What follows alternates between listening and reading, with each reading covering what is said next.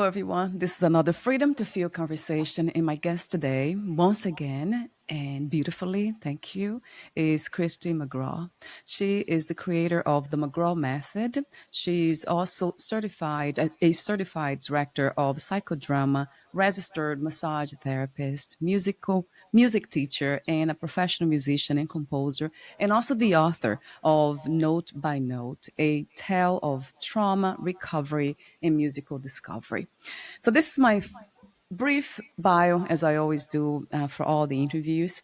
A question that I love asking, I always say that, is who you are. But today I'll ask you a different question. What insights have you gained into the nature of life itself as of now, or today, or these days? Well, I've gained that relaxation and connection kind of smooths the road of our very up and down lives.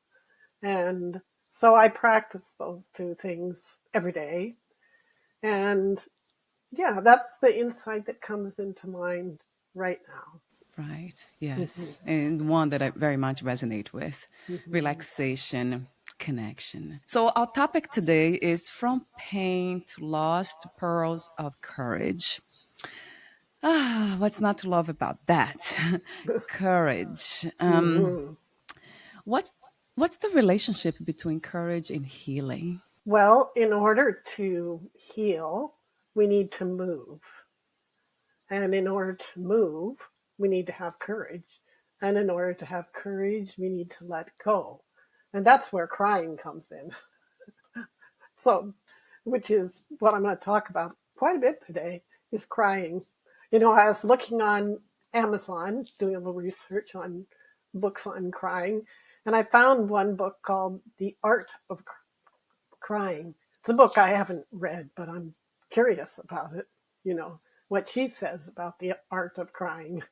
Um, anyway, I'm going to talk about my version of the art of crying.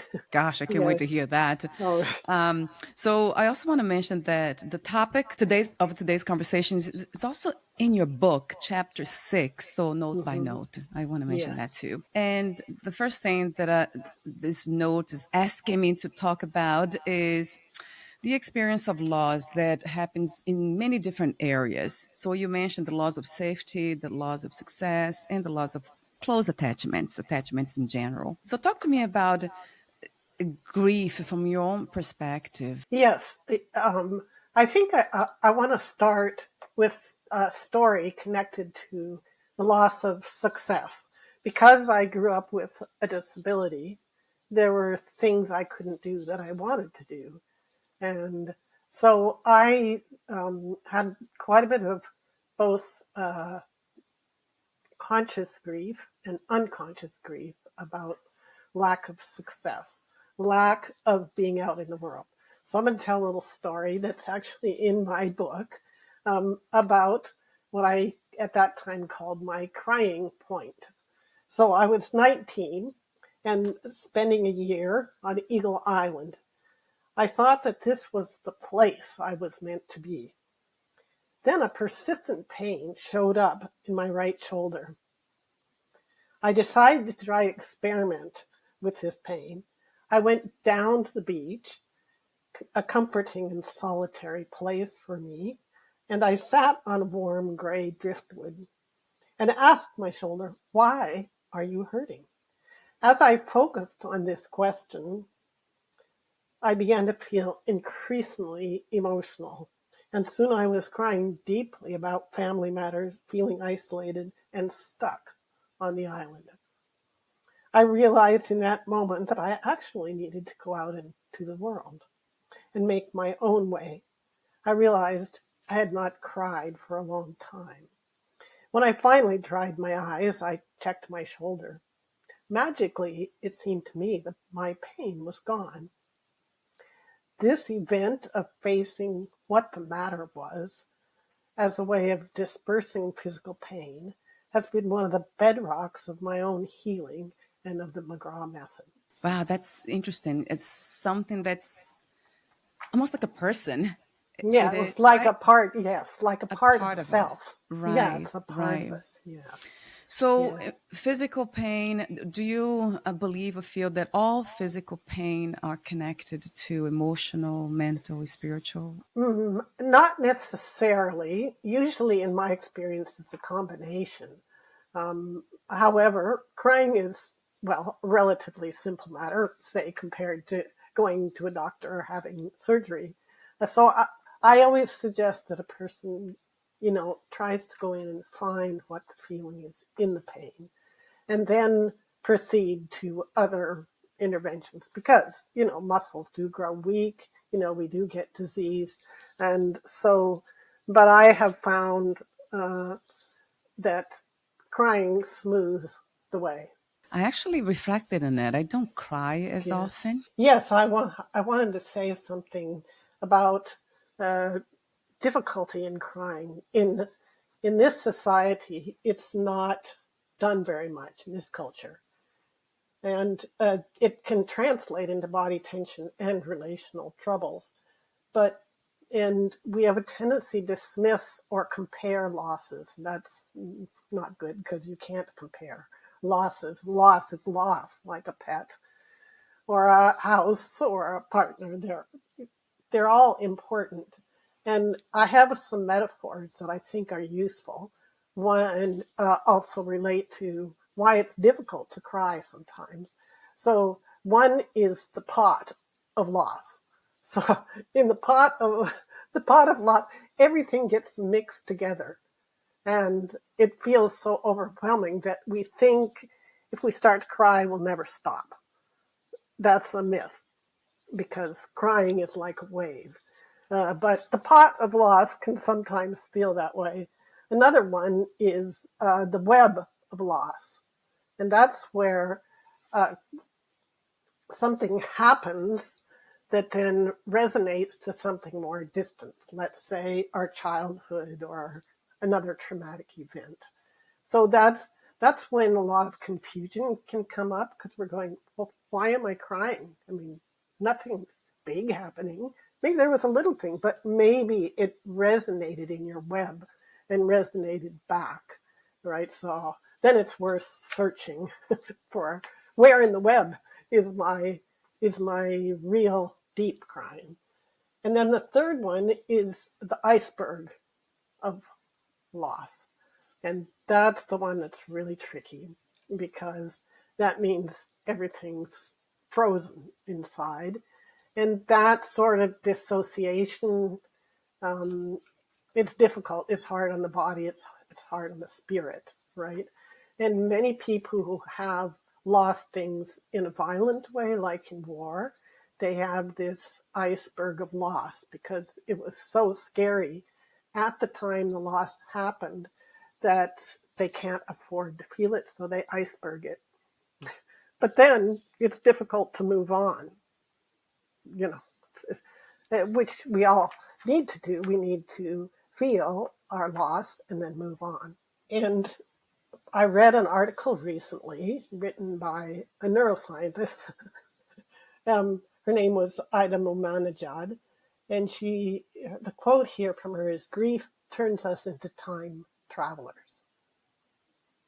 And I have experienced that time traveling sort of feeling.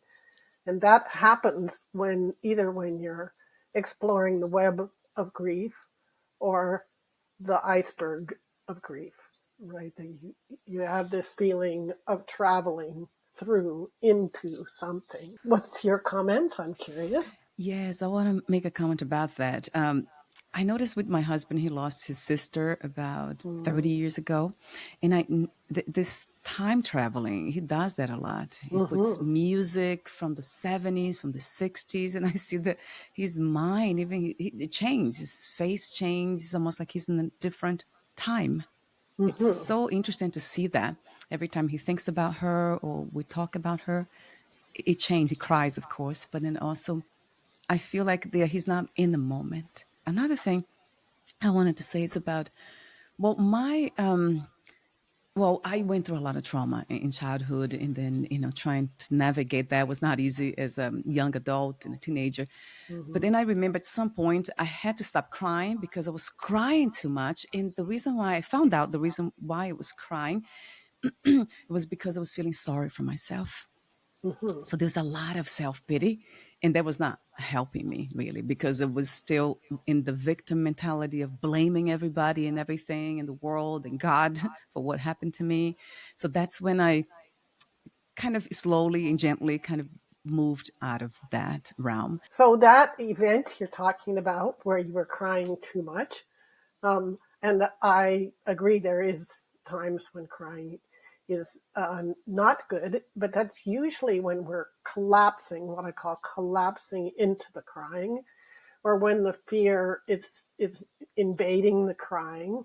And so I remember when I learned to, instead of curving over my body when I cried or hiding my head, I learned how to cry out, what I called crying out, opening up my diaphragm and opening up my face and just being seen in my crying. And that gave my crying a lot more quality, uh, for what I call clearing quality, right? So, yeah, that was a big step for me. Um, and also, I remember when I began to, at the same time, bring in, like you, the sense of spirituality. At the same time, I was crying, and that also cleared it.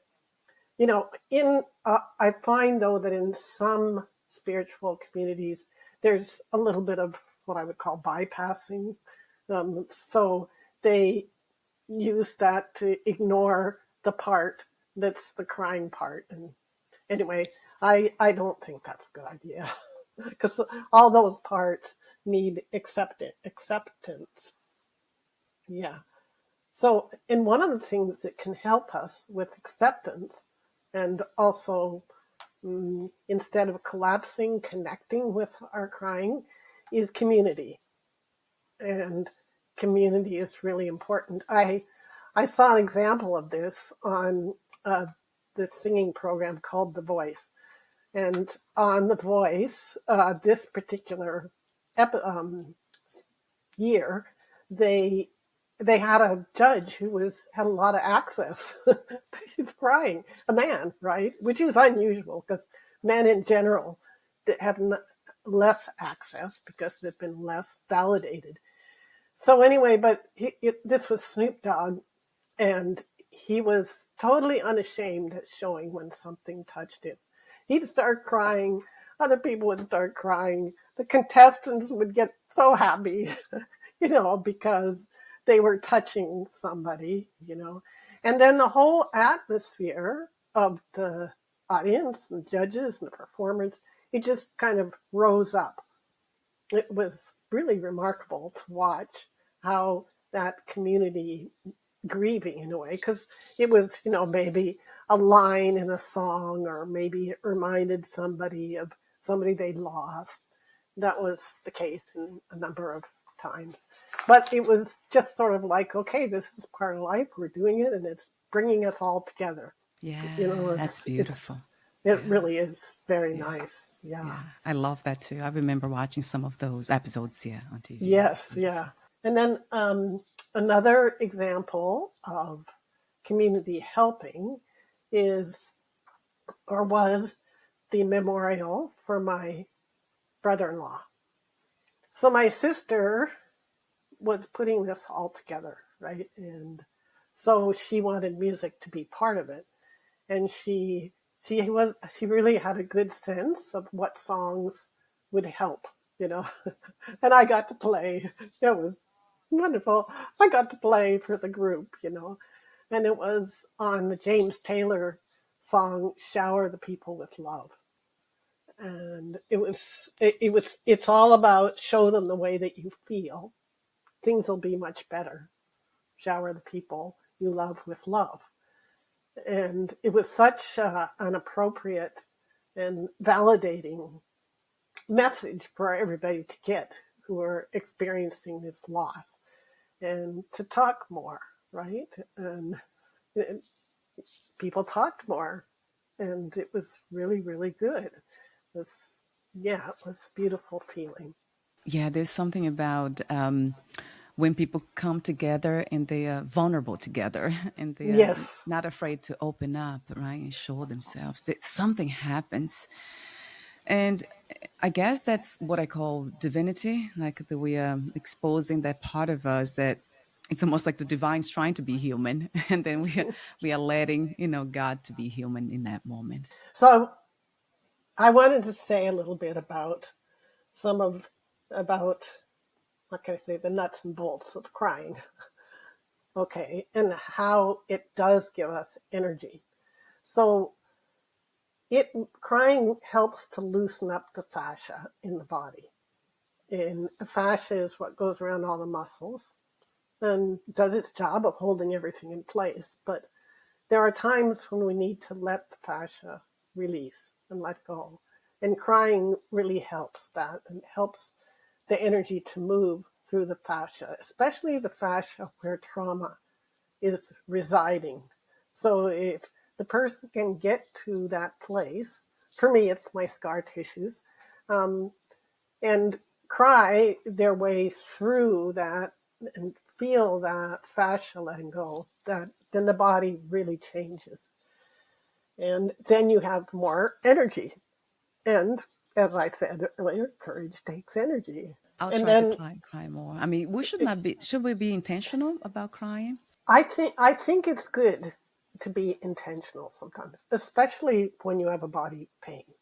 Because really, like in my first story, sometimes you can completely get rid of a headache, let's say, just by crying, you know, and because crying brings the truth of the moment, you know, and sometimes our body is signaling us, saying you're off your truth right now.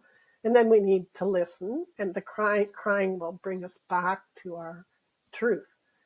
Um, and uncovering lost needs and dreams. I did a lot of that.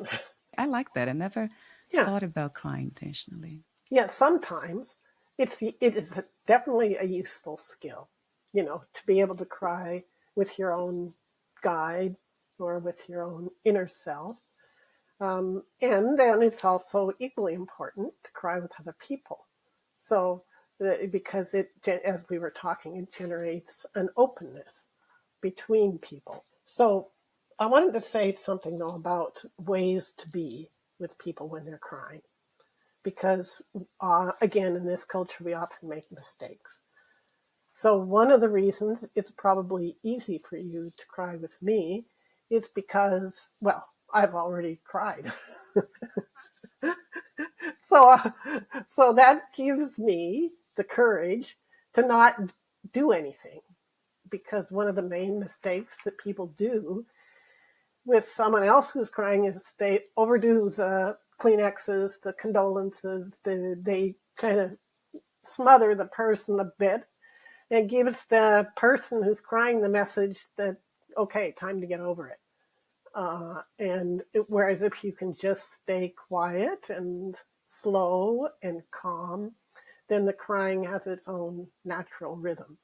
So when somebody's going towards crying, I exercise a lot of quietness, just being there, just listening, not saying very much, you know, and because at that point, the person just needs you to listen. That's beautiful, Kristi. So also crying, it's something to be listened to. I never thought it that way. Instead of Yes. trying to stop, kind of console or trying to help the person somehow to stop crying, it's Mm, quite the opposite. I love that suggestion too, as a yeah. healing practice. Yes. It's a healing Mm, practice. Yes. yeah. Oh, I wanted to talk about variations in crying because quite a few people can weep, right? The tears drip down and it comes out. Some people can sob, right? Which is a more active form of crying. And not very many people get to the level of wailing in this culture. However, in other cultures, they do. You know, there's even rituals of wailing, like in Africa, say. And so it's all of those are valuable. I often, when someone just weeps over and over again, I often will, if I'm their therapist, suggest they might try going a little deeper and see if they can get their diaphragm involved and actually sob, right? Because if you can sob, there's more clearing that takes place, more, it just clears better. I mean, another part of the body, right? With weeping, a person is often facing the truth, but not necessarily loosening the tightness. I want to mention that you, as a massage therapist, I have done some massage before. I probably mentioned in one of our interviews in New York, and this woman called Melissa, she was great. And I used to sob, like, I was crying so hard. During the massage, she touched some points, and it was especially my neck for some reason. And then I would just get activated, and I didn't know why. I was just crying out of control. So there's something about you beautiful massage therapists that activate a lot of healing at the level. That's somatic healing, right? Yes. Yes. Well, I mean, that started to happen to me when I was at the beginning of my career. So then I made it my business to find out what was happening. And this was back before people talked to their bodies, right? This was way back. And so the combination of touch, when you're being touched and you begin to talk to your body or listen, both back and forth, a conversation is very powerful. And especially if the person on the other end or who's doing the touching is not interfering. So it's not a kind of, get over this kind of pat on the back kind of touching. It's more like holding this point where a trauma is, and almost always there's muscle tension there. And you hold it and you let their process do its thing. And then what I do to add to that, I think is important, is to reflect, to go, okay, so what is the nature of this crying? Where is it coming from? What part of me needs to be recognized? Is this connected to an unmet need or dream or something like that, So, and for some people, that type of reflection is easier. Some people need a guide. So I don't recommend too much crying without knowing why. It's okay when you're beginning the exploring, you can't expect, but joining it with insight will move your life forwards.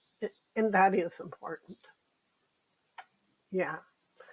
Melancholy, which is not melancholy and dissociated crying are the two forms of crying that I don't recommend. So melancholy is basically where you're kind of in a swamp, stuck a little bit, and you cry a lot without knowing why.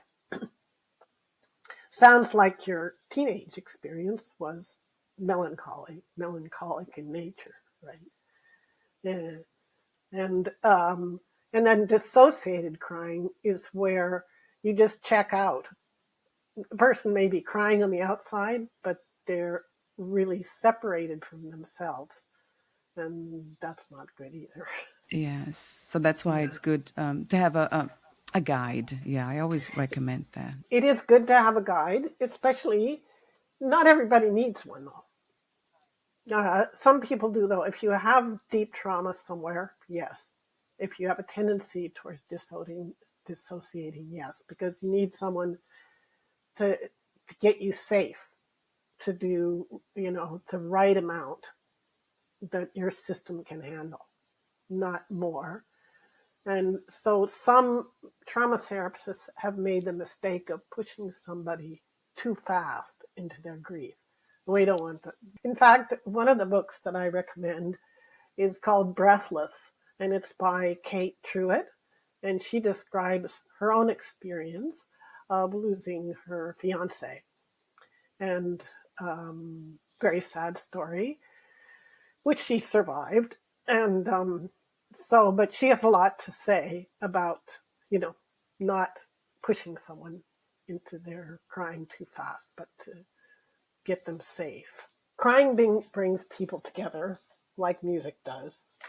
Children know how to cry instinctively. But many of us lose the ability to cry. And there's nothing worse than lonely grief. Okay, so this poem is in part about that. I cannot cry when I lie, pretending I am okay when I'm not. I cannot cry when I am too afraid and alone, or lost in a fog of melancholy. I cannot cry when stoic in the armor of old defenses.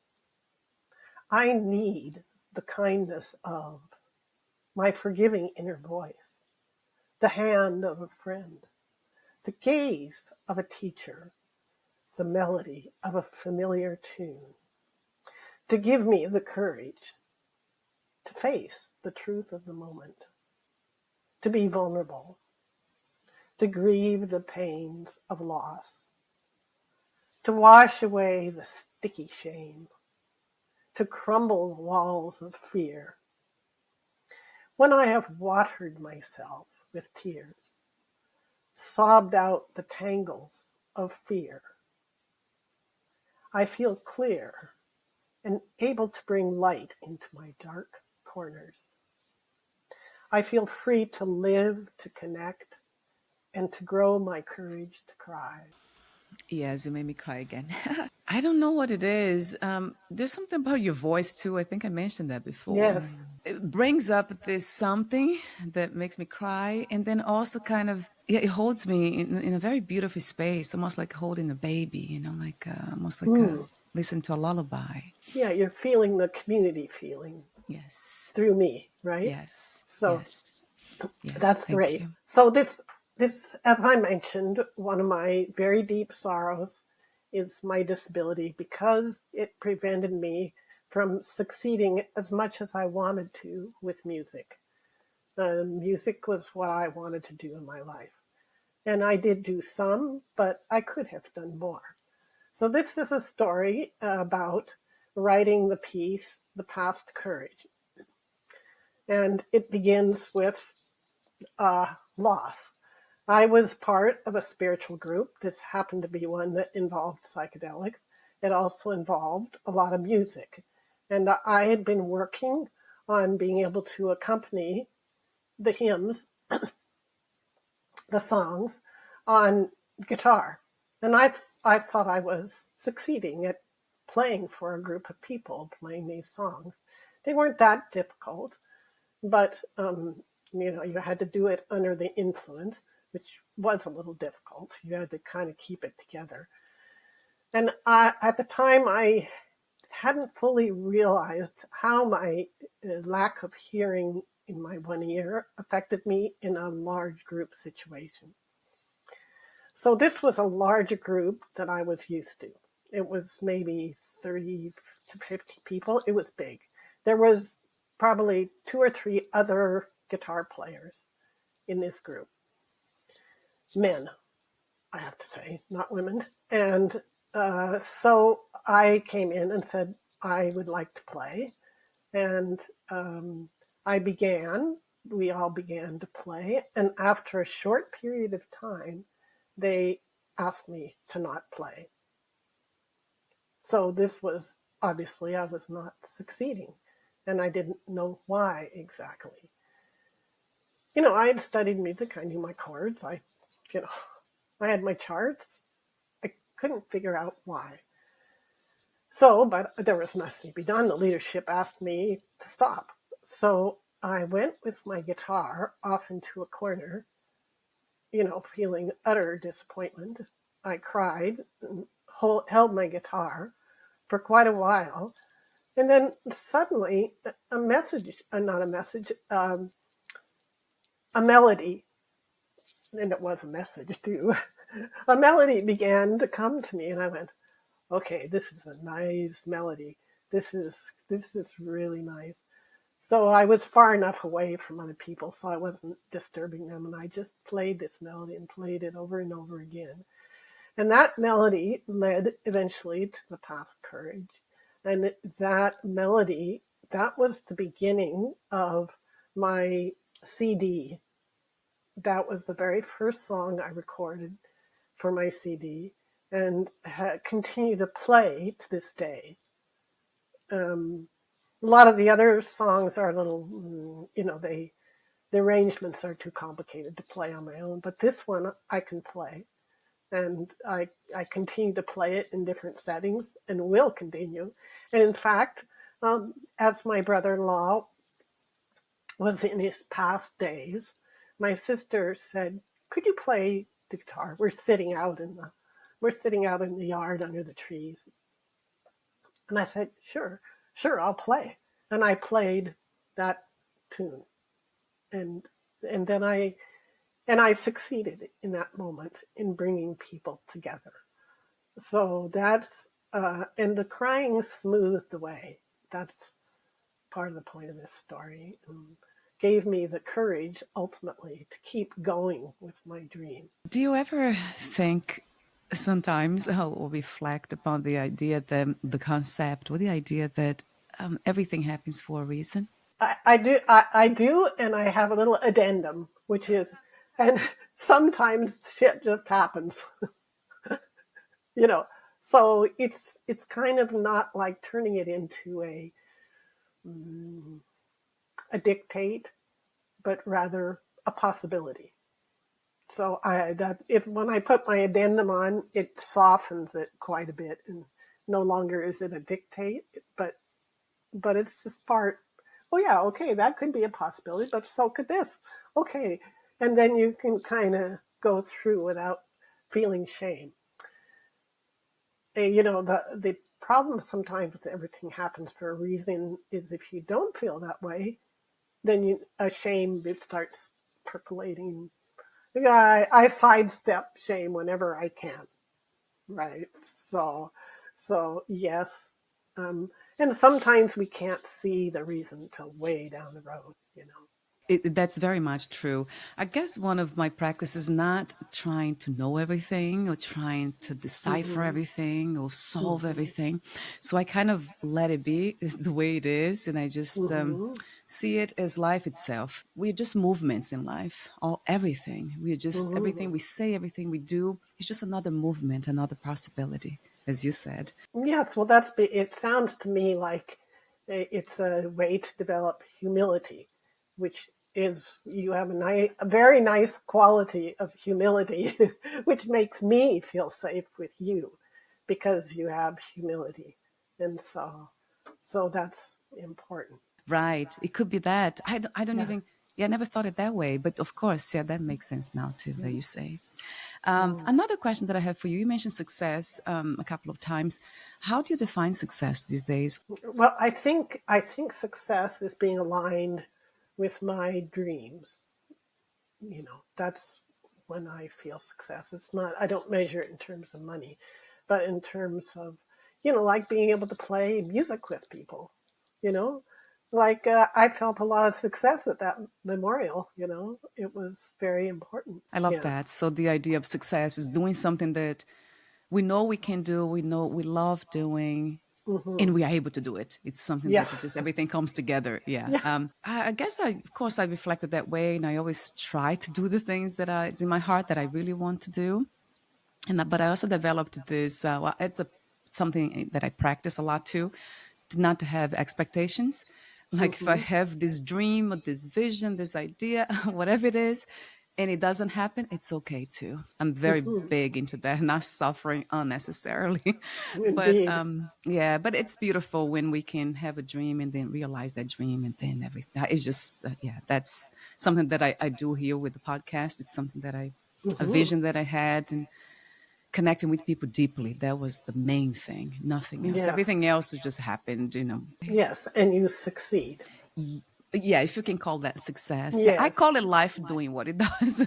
I'm Okay. just dancing with Well, life, but yeah, it could be. for me, well, another way, instead of using the word succeed, which has a lot of baggage, we could just say it works. It works. And that's an easier word. That's a way not to have so much pressure around it. I personally don't have pressure around the word succeed, but a lot of people do. So when that's the case, and I just choose a different word, we'll just say it works. Yeah, why not? We keep it Yeah, it simple, works. right, Chris, in a Yeah. way. Let's keep it very simple. I love that. So Hmm. the song Yes. Path of Courage will be at the end of this video. So we'll be, Yes.